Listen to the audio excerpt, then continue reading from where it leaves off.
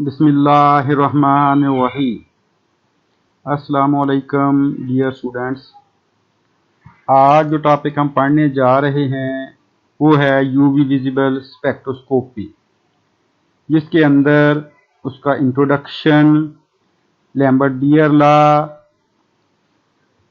और effect of solvent, इसके बारे में आज हम पढ़ेंगे डिटेल के साथ।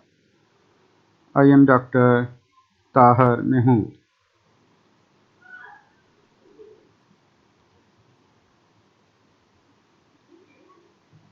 इलेक्ट्रोमैग्नेटिक रेडिएशन, जैसा कि आप जानते हैं कि स्पेक्ट्रोस्कोपी से मुराद है इलेक्ट्रोमैग्नेटिक रेडिएशन का मैटर के साथ मिलना। जब हम कोई भी इलेक्ट्रोमैग्नेटिक रेडिएशन किसी भी मैटर पर डालते हैं तो उसके बाद हम चेक करते हैं कि इलेक्ट्रोमैग्नेटिक रेडिएशन ने उस मॉलिक्यूल पे क्या असर डाला। तो उसको नोट करने के लिए डिफरेंट टाइप्स फिर आगे हम पढ़ेंगे। तो सबसे पहले फिर देखना पड़ेगा कि इलेक्ट्रोमैग्नेटिक रेडिएशन बेसिकली होती क्या है। तो इलेक्ट्रोमैग्नेटिक रेडिएशन बेसिकली, जैसा कि ये डायग्राम में आप देख रहे हैं कि किसी भी सोर्स से जो हम लाइट जनरेट करते हैं उसमें दो प्रॉपर्टी हमने शो की हुई हैं, electric as well as magnetic property. Travel कर रही हैं किस फॉर्म में, ऑसिलेट की शक्ल में, in the form of waves. एक रेड कलर शो किया हुआ, एक ब्लू। तो ब्लू कलर जो है वो है मैग्नेटिक फील्ड की वजह से, और जो रेड कलर यहाँ शो किया हुआ है वो है इलेक्ट्रिक फील्ड की। तो इलेक्ट्रोमैग्नेटिक रेडिएशन फिर क्या चीज हुई, which consist of both electrical as well as magnetic property. अगर आप दोनों को इनको देखें तो ये दोनों आपस में क्या है, परपेंडिकुलर टू ईच अदर। और इसकी कैरेक्टरिस्टिक्स में है फिर वेवलेंथ, हम इसकी नोट कर सकते हैं, फ्रीक्वेंसी और वेव नंबर। अब वेवलेंथ क्या है, वेवलेंथ बेसिकली होता है कि जो हम डिस्टेंस लेते हैं कोई दो क्रस्ट या ट्रफ्स का, उसको हम कह देते हैं कि ये इसकी कंजेक्टिव कोई भी ले तो उसको हम कह देते हैं ये इसकी वेवलेंथ है। फ्रीक्वेंसी क्या है कि किसी एक खास पॉइंट से कितनी वेव्स पास हुई एक खास पॉइंट से एक खास टाइम में, तो वो उसकी फ्रीक्वेंसी कहला देगी। और रेसिप्रोकल ऑफ वेवलेंथ क्या कहलाता है, वेव नंबर। तो ये सबसे पहले हमें स्पेक्ट्रोस्कोपी के लिए किसको समझना चाहिए कि इलेक्ट्रोमैग्नेटिक रेडिएशन होती क्या है। अब है दूसरा, इलेक्ट्रोमैग्नेटिक रेडिएशन कई टाइप्स की हैं, हमने यूवी विजिबल सेलेक्ट करनी। जैसे कि ये कुछ शो की हुई कि ये हमारे पास सनलाइट है जिसमें से डिफरेंट टाइप्स की वेव्स प्रोड्यूस हो रही हैं, जैसे कि radio wave, microwave, infrared, visible, ultraviolet, X ray, gamma rays. ये कुछ रेज हमने लिखी हैं जो क्या है प्रोड्यूस हो रही हैं। इसमें क्या है देखें अगर, तो रेडियो वेव की वेवलेंथ देखें और एक्सरेज की, इसका मतलब एक्सरेज की वेवलेंथ क्या है, और वेवलेंथ और एनर्जी आपस में क्या होती है, रेसिप्रोकल। मीन अगर किसी भी रेडिएशन की एनर्जी ज्यादा है तो उसकी वेवलेंथ क्या होगी, कम होगी। तो यहाँ रिलेशनशिप दिखाया हुआ है, decreasing wavelength, increasing frequency, increasing energy. जैसे जैसे एनर्जी बढ़ रही है वैसे वैसे ही फ्रीक्वेंसी भी बढ़ रही है, जबकि वेवलेंथ उतनी ही कम हो रही है। तो हमने जो पढ़नी है वो है अल्ट्रावायलेट और विजिबल, क्योंकि हमारा टॉपिक है UV visible spectroscopy. Ultraviolet radiation normally 100 nanometer से लेकर 400 नैनोमीटर तक जिनकी वेवलेंथ होती है उसको हम कहते हैं दे आर अल्ट्रावायलेट। शॉर्टर होती है कि इसके यूवी विजिबल लाइट से, जो आम हमारी लाइट है इसकी वेवलेंथ नॉर्मली हम जो लेते हैं वो 400 से 800 nanometer. Longer than X rays, X rays से बड़ी होती हैं। अब थोड़ी सी उसकी तफसील बताइए कि hospital use UV lamp to sterilise surgical equipment. जितने भी उनके इक्विपमेंट होते हैं उनको जरासीम से पास करने के लिए वो क्या करते हैं, यूवी लैम्प इस्तेमाल करते हैं। ऑपरेशन थिएटर में जो एयर है उसको भी यूवी लैम्प से स्टेरिलाइज किया जा सकता है। फूड एंड ड्रग्स कंपनीज जो हैं वो यूवी लैम्प यूज करती हैं प्रोडक्ट को स्टेरिलाइज करने के लिए। Suitable dust of the ultraviolet rays cause the body to produce vitamin D. इसलिए हम कहते हैं कि धूप में बैठें जिससे हमारी बॉडी में विटामिन डी पैदा होगा। तो ये कुछ लिखे हैं विटामिन डी सर्जिकल एप्लीकेशन थोड़ा सा कि यूवी रेडिएशन बेसिकली क्या होती है, ताकि थोड़ा सा आपको समझ आ जाए। Doctor to treat vitamin D deficiency and some skin disorder, laser treatment में भी ये रेडिएशन यूज करते हैं। जैसा कि ये है UV A, UV B, UV C. इन अल्ट्रावायलेट रेडिएशन को फिर आगे 3 पोर्शन में हमने क्या है डिवाइड कर दिया। UVC highly energetic, then UVB और देन यूवीए। तो 3 किस्म की हमने इसकी फर्दर डिवाइड कर दी है कि व्हाट इज अल्ट्रावायलेट रेडिएशन। उसमें यूवीसी 100 से लेकर 280 तक, 280 से 315 तक अल्ट्रावायलेट बी, और अल्ट्रावायलेट सी क्या 315 से लेकर तकरीबन 400 नैनोमीटर तक। ये भी वही शो किया हुआ यूवीए, यूवीबी, यूवीसी रेडिएशन। तो ये थोड़ा सा उसके बारे में बताया है कि ये सनलाइट में जैसे ये हमारी बॉडी को अफेक्ट करती हैं, धूप में ज़्यादा जाएं तो कहते हैं कि सन ब्लॉकर लगाएं, तो इसका मतलब है कि वो रेडिएशन हमारे डायरेक्टली सन पे ना पड़े, जिसकी वजह से हमारी स्किन खराब हो सकती है। नेक्स्ट है जी एब्जॉर्प्शन स्पेक्ट्रोस्कोपी। बेसिकली जब रेडिएशन किसी भी मॉलिक्यूल पर हम डालते हैं तो इसका मतलब है कि आया वो उसको अब्जॉर्ब करती है। अगर वो अब्जॉर्ब करे तो इसका मतलब है फिर हमने उसका इंटरेक्शन नोट करना। Measure the absorption of radiation as a function of frequency or wavelength। तो अगर ये करे तो 2 किस्म की, फिर इसका मतलब ये देगा या हमें वेवलेंथ के तरीके में हम इसको नोट करेंगे रेडिएशन को, या इसकी फ्रीक्वेंसी नोट कर लें। और अगर अब्जॉर्प्शन नोट करें इसका मतलब है उस स्पेक्ट्रोस्कोपी को क्या करेंगे, absorption spectroscopy. Molecular ion may be absorb energy from electromagnetic radiation of suitable wavelength। अब हर मॉलिक्यूल इलेक्ट्रोमैग्नेटिक रेडिएशन में से एक खास किस्म की एनर्जी को क्या करेगा, अब्जॉर्ब करेगा, जिससे फिर स्पेक्ट्रोस्कोपी की डिफरेंट टाइप्स प्रोड्यूस होती हैं। जैसे अगर वो मॉलिक्यूल इलेक्ट्रॉनिक एक्साइटेशन काज हो जाए तो इसका मतलब है फिर हम उसको यूवी विजिबल स्पेक्ट्रोस्कोपी कहेंगे। अगर वो रोटेशन काज कर दे तो फिर उसको माइक्रोवेव रेडिएशन, और अगर वाइब्रेशन काज कर दे तो इसका मतलब है फिर इसको इंफ्रारेड स्पेक्ट्रोस्कोपी। और भी टाइप्स हैं, यहाँ 2-3 बताई हैं कि जब हम किसी के ऊपर इलेक्ट्रोमैग्नेटिक रेडिएशन फॉल करते हैं तो उसके लिहाज से डिफरेंट टाइप्स की स्पेक्ट्रोस्कोपी जनरेट होती है। यूवी विजिबल स्पेक्ट्रोस्कोपी को इसी वजह से फिर हम क्या कहते हैं, इलेक्ट्रॉनिक स्पेक्ट्रोस्कोपी भी कहते हैं, क्योंकि ये एक्साइटेशन काज करता है इलेक्ट्रॉन की लोअर स्टेट से हायर स्टेट्स की।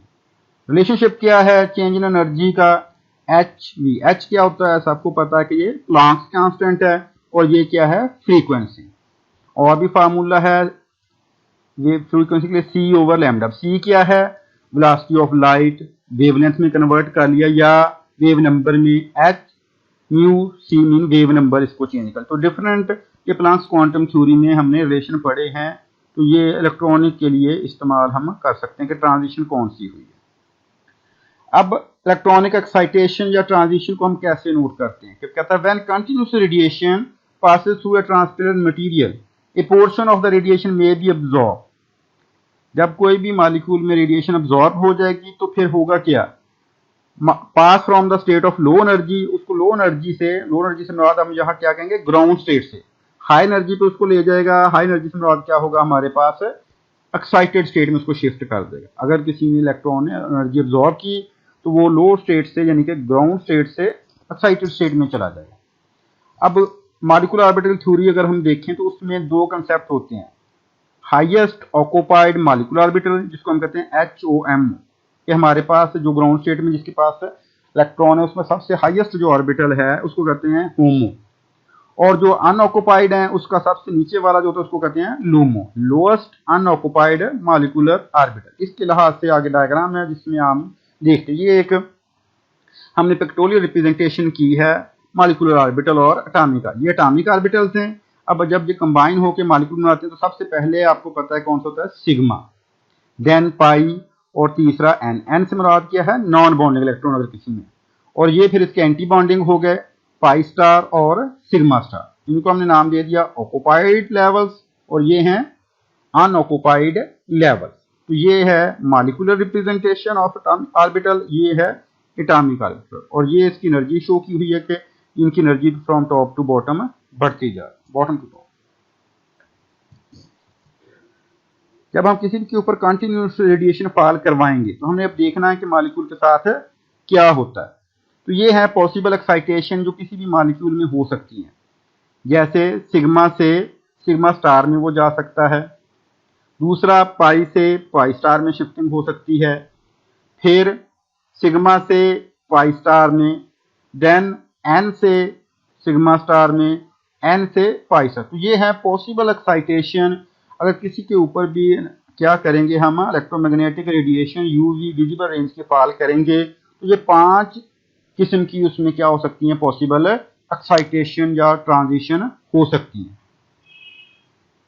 सबसे ज्यादा एनर्जी किसके लिए चाहिए, सिग्मा टू सिग्मा स्टार के लिए, और सबसे कम किसके लिए चाहिए, एन टू पाई स्टार के लिए।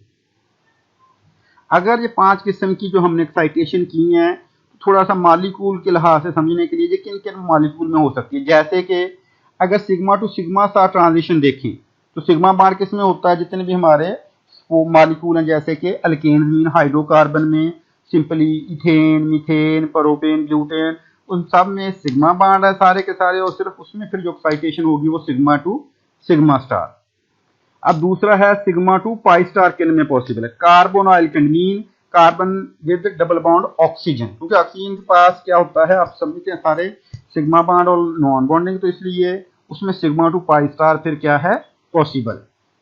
और pi to pi star carbon carbon double bond जितने भी अनसैचुरेटेड कंपाउंड है हमारे, जैसे कि अल्कीन और उसके कॉन्जुगेटेड मॉलिक्यूल, सब में pi to pi star. N to sigma star ऐसे कंपाउंड जिसमें ऑक्सीजन, नाइट्रोजन, सल्फर या हैलोजन लगे, जैसे कि methyl alcohol, methyl imine, thiomethyl, तो इसका मतलब है मिथाइल क्लोराइड, वो सारे के सारे उनमें एन टू सिग्मा। और एन टू पाई वो भी कार्बोनाइल कंपाउंड, क्योंकि उसमें भी हेट्रोएटम लगा होता है ऑक्सीजन। अगर ये किस्म की रेडिएशन हम फाल की तो ये डिफरेंट मॉलिक्यूल में अब हमारा पॉसिबल एक्साइटेशन हो गई, लेकिन हमने उसमें से ऑब्जर्व किसको करनी, 100 नैनोमीटर हमने पढ़ा था, लेकिन वो कहता है कि अगर 100 नैनोमीटर उससे कम हो तो ये क्या होता है, ऑक्सीजन जो हमारा एटमॉस्फेयर में ट्रांसपेरेंट बिलो 200 है, इसका मतलब है 200 से नीचे नीचे फिर हम स्टडी नहीं कर सकते, क्योंकि हमारे ऑक्सीजन मौजूद होती है एटमॉस्फेयर में, तो इसलिए हमें पहले उस पर ना ऑक्सीजन फ्री एटमॉस्फेयर करना पड़ता है, जो कि बहुत ही मुश्किल है, स्पेशल इक्विपमेंट चाहिए। फिर अगर फार यूवी हमने क्या करना है, स्टडी करना है, तो रूटीनली जो हम और यूवी विजिबल में करते हैं वो 200 से लेकर कितना करते हैं, 700 नैनोमीटर तक। ये कुछ लिमिट्स हमने लगा दी है कि अगर सिग्मा टू सिग्मा है, अब सिग्मा टू सिग्मा तो हर एक मॉलिक्यूल में होगा, इसलिए 150 नैनोमीटर पे ये अब्जॉर्ब करता है, तो इसको मोस्टली फिर हम स्टडी नहीं करते। इसी तरीके से सिग्मा टू पाई स्टार ये भी देखें 170 नैनोमीटर में है, ये भी उस रेंज में है जिसमें ऑक्सीजन भी अब्जॉर्ब करती है, तो इसलिए ये इसको स्टडी करना बहुत ही मुश्किल है, स्पेशल इंस्ट्रूमेंट चाहिए, तो इसलिए फिर हम इसको भी स्टडी नहीं करते। दूसरा फिर पाई टू पाई स्टार, इसकी रेंज है 180, लेकिन अगर ये कॉन्जुगेटेड होगा तो इसकी अब्जॉर्प्शन क्या है, बढ़ जाती है, तो इसलिए हम इसको फिर स्टडी करेंगे।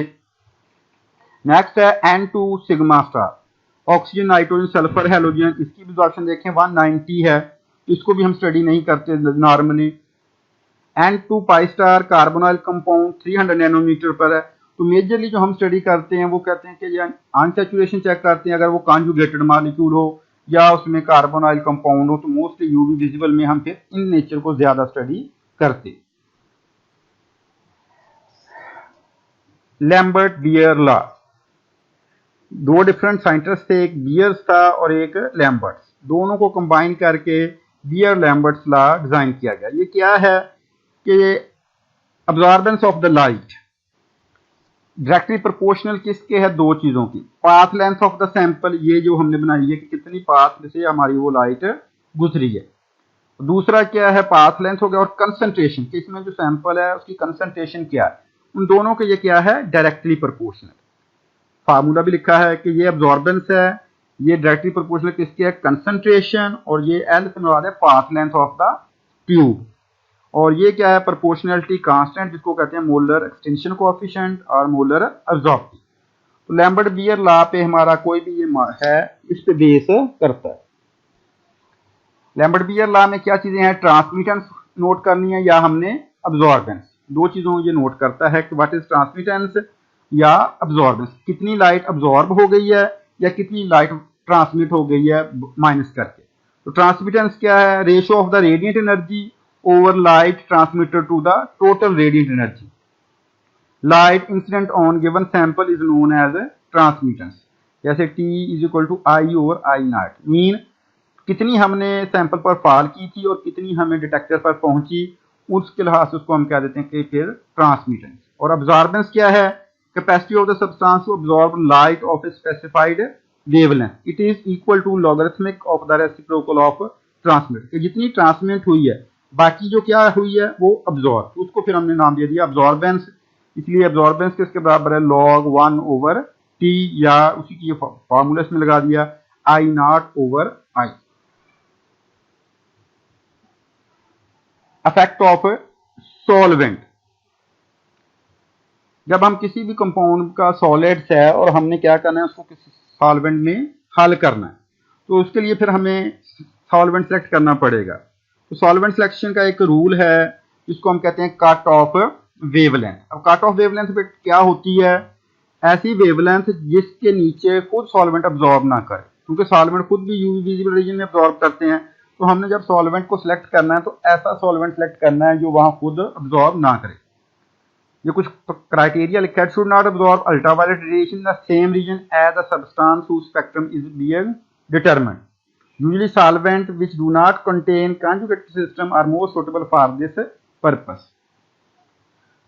Solvent must not contain trace impurity. Solvent क्या हो? impurity से फ्री होना चाहिए। Must fine structure where possible. Fine structure preserve होनी चाहिए। पोलर सॉल्वेंट अगर लेंगे तो हाइड्रोजन बॉन्डिंग की वजह से प्रॉब्लम फाइन स्ट्रक्चर की हो सकती है, तो उसको भी हमने देखना है कि हाइड्रोजन बॉन्डिंग ज्यादा ना हो। नॉन पोलर ज्यादा बेहतर है। Must be transparent in the region, तो उसको फिर हमने एक खास वैल्यू हर एक की दी होती है लिटरेचर में, that is called cut off wavelength. Cut off wavelength are those wavelength below which solvent absorb too much and we can not use itself, is called solvent cut off wavelength. Thank you very much.